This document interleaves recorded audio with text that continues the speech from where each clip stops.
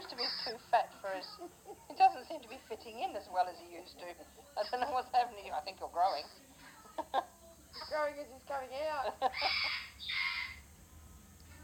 he goes again. Crack, crack, crack, crack. It's a tough world to come out of, isn't it, hey? Yeah. And another one. He's fast. He's faster than any bird I've ever seen. Well, then it's fathers like that, isn't it? Oh, another one. Good Bubba. He's going to need a big rest when he gets out of here. Yeah.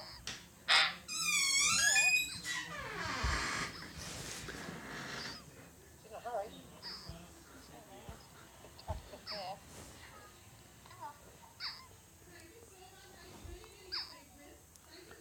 Oh. He's definitely not fitting in as well as he used to. No. That's Fiona.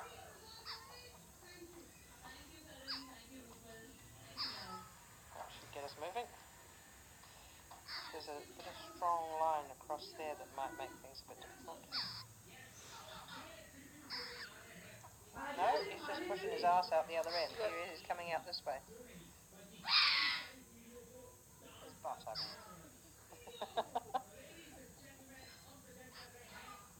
There's his face.